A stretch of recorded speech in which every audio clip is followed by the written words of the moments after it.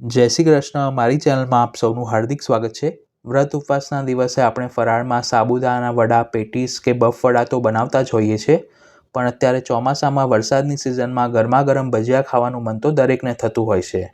તો આજે આપણે રાજગરા કે શિંગોડાના લોટના ઉપયોગ વિના એકદમ ક્રિસ્પી અને ટેસ્ટી બટાકાના ફરાળી ભજીયા બનાવીશું. તો વિડીયોને સ્કીપ કર્યા વિના એન્ડ સુધી અવશ્ય જોજો.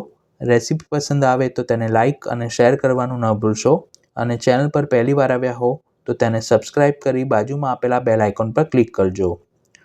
તો સૌ પ્રથમ ભજીયાનું ખીરું બનાવવા માટે મિક્સિંગ બાઉલમાં અડધો કપ કુટ્ટીના દાણાનો લોટ લઈશું, જેને ઇંગ્લિશમાં બકવીટ ફ્લાર અને હિન્દીમાં કુટ્ટુ કા આટા તરીકે ઓળખાય છે. તેમાં સ્વાદ પ્રમાણે અથવા તો 1/4 ટીસ્પૂન સિંધવ મીઠું અને તીખાશ માટે 1/4 ટીસ્પૂન મરી પાવડર ઉમેરીશું. મરી પાવડરના બદલે તમે આદુ મરચાંની પેસ્ટ પણ ઉમેરી શકો છો. તેની સાથે 2 ટેબલસ્પૂન મધ્યમ ખાટું દહીં ઉમેરી ચમચી વડે બધું જ સરખું મિક્સ કરી લઈશું. તમારે દહીં ન ઉમેરવું હોય તો 2 ચમચી જેટલો લીંબુનો રસ ઉમેરશો તો પણ ભજીયા સરસ ક્રિસ્પી બનશે. હવે જે કપમાં આપણે દહીં લીધું હતું તેમાં જ પાણી લઈ અને થોડું થોડું પાણી ઉમેરતા જવું, અને લોટના બિલકુલ પણ ગાંઠા ન પડે તે રીતે તેને મિક્સ કરી અને મધ્યમ ઘટ ખીરું તૈયાર કરવું. આટલું ખીરું બનાવવામાં અડધો કપ કરતાં થોડા ઓછા પાણીની જરૂર પડે છે. આ કુટ્ટુનો લોટ તમને કોઈ પણ સારા ગ્રોસરી સ્ટોર પર કે ઓનલાઈન 100 રૂપિયાનો 250 ગ્રામ મળી જાય છે. ખીરું વધુ પડતું પાતળું ન રાખવું, નહીંતર તે બટાકાની સ્લાઇસ ઉપર સરખું કોટ નહીં થાય. આ સિવાય પણ મેં ચેનલ પર કુટ્ટુના લોટના દહીં વડા, ઢોકળા, કઢી અને શીરો બનાવવાની રેસીપી પોસ્ટ કરી છે, જેની લિંક આઈ બટન પર અને ડિસ્ક્રિપ્શન બોક્સમાં આપી છે. મેં 2 નંગ મીડિયમ સાઇઝના બટાકાને પાણીથી ધોઈ છાલ ઉતાર્યા વિના તેને પોટેટો સ્લાઇસર વડે સ્લાઇસ કરી તપેલીમાં થોડું પાણી ગરમ કરી તેમાં સિંધવ મીઠું અને બટાકાની સ્લાઇસ ઉમેરી 5 મિનિટ માટે તેને ખુલ્લા ઢાંકણ પર પારબોલ કરી લીધી હતી, એટલે કે અધકચરી બાફી લીધી હતી. પછી બટાકાની સ્લાઇસને કોટન કપડા ઉપર પાથરી અને સરખી કોરી કરી દીધી છે. આપણે જે ખીરું બનાવીને રાખ્યું હતું તેમાં બટાકાની સ્લાઇસ ઉમેરી ખીરું બંને બાજુ સરખું કોટ થાય તે રીતે તેને ડીપ કરીશું. તમને થોડા જાડા ભજીયા પસંદ હોય તો બટાકાની સ્લાઇસ થોડી જાડી પણ રાખી શકો છો.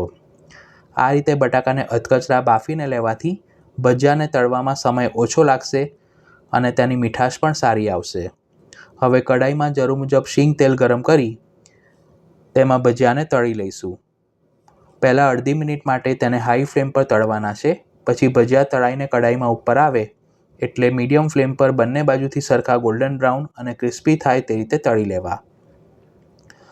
બટાકાને અધકચરા બાફીને લીધા હોવાથી આ ભજીયાને તળવામાં ફક્ત 2 મિનિટનો સમય લાગે છે. જો તમારે રાજગરાનો લોટ અને શિંગોડાના લોટનો ઉપયોગ કરીને બટાકાના ફરાળી ભજીયા બનાવતા શીખવું હોય તો તેની લિંક મેં ડિસ્ક્રિપ્શન બોક્સમાં આપી છે.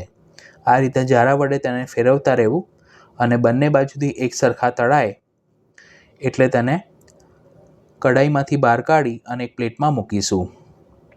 આ ફરાળી ભજીયા હોવાથી ખીરું બનાવતી વખતે મેં તેમાં સોડાનો ઉપયોગ નથી કર્યો. આ રીતે આપણે વારાફરતી બાકીના ભજીયાને પણ તળી લઈશું. જે લોકો ડાયાબિટીક કે કોલેસ્ટ્રોલ પેશન્ટ હોય તેઓના માટે પણ આ કુટ્ટુના લોટનું સેવન ખૂબ જ ફાયદાકારક છે.